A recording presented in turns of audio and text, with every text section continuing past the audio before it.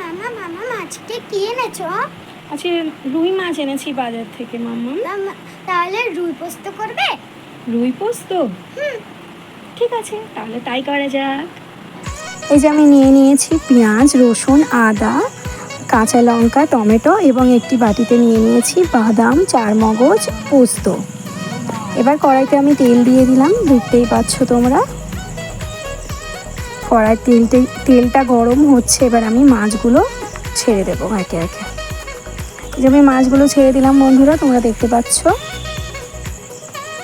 আমার মাছ ভাজা হচ্ছে।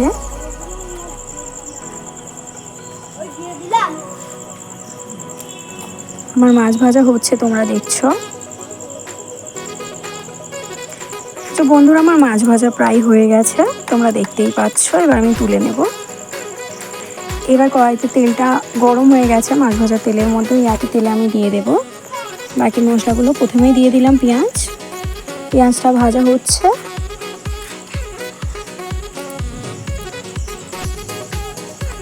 পেঁয়াজ ভাজা হয়ে গেছে, এবার টমেটোগুলো দিয়ে দিচ্ছি একে একে।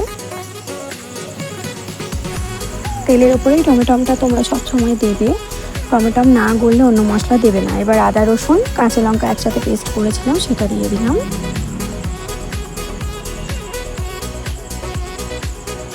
মশলা কষানো হচ্ছে আমার। মশলাটা আমি কষিয়ে নিচ্ছি বন্ধুরা, তোমরা দেখতে পাচ্ছ।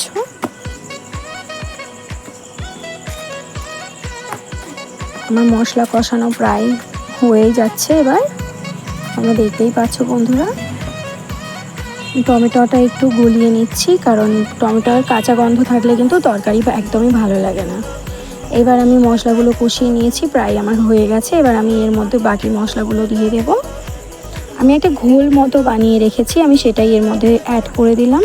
তোমরা দেখতেই পাচ্ছ বন্ধুরা, এর মধ্যে কিন্তু ধনে গুঁড়ো, জিরে গুঁড়ো, লঙ্কা গুঁড়ো, হলুদ গুঁড়ো, নুন এবং যে পোস্ত, বাদাম আর আমি যেই চারমগজটা একসাথে পেস্ট করে রেখেছিলাম আগে থেকেই, সেইটাই আমি এর মধ্যে অ্যাড করে দিলাম। বা এটাতেই নাড়িয়ে নিচ্ছি, কারণ কাঁচা গন্ধটা যাতে চলে যায়।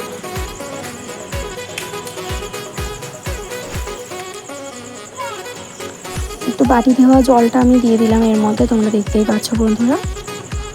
তো মশলা আমি সামান্য একটু চিনি দিয়ে দিলাম। তোমরা যে যেমন মিষ্টি খেতে পছন্দ করো সে তেমনই দিও। আমাদের বাড়িতে কম মিষ্টি পছন্দ করে, তাই আমি অল্প দিয়েছি। মশলার গা থেকে এবার তেল ছাড়ছে, তোমরা দেখতেই পাচ্ছ বন্ধুরা। পুরোপুরি তেলটা ছাড়া অবধি আমি এটা কষাতে থাকবো। তেল পুরোপুরি ছেড়ে দিয়েছে, তোমরা দেখতেই পাচ্ছ বন্ধুরা।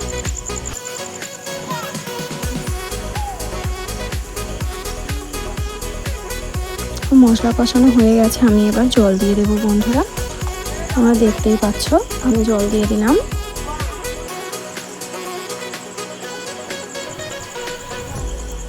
আর দিয়ে দিলাম দুটো চেরা কাঁচা লঙ্কা।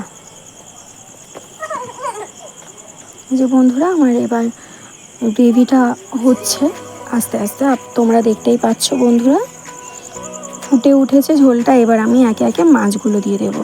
আর বলে রাখি, আমাদের বাড়িতে কিন্তু একটু ঝোল পছন্দ করে, বেশি কষা কষা রান্না খেতে পারে না, তাই আমি একটু গ্রেভিটা বেশি রেখেছি, একটু জলটা বেশি দিয়েছি।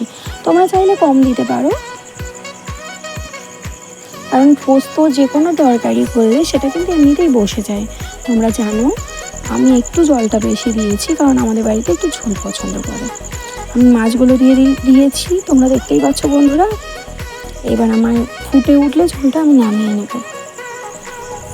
আমি একে একে মাছগুলো দিয়ে দিয়েছি, তোমরা দেখতেই পাচ্ছ বন্ধুরা, ঝোলটাও ফুটে উঠেছে। আমি কিন্তু এবার নামিয়ে নেব, আমার প্রায় কমপ্লিট রান্না।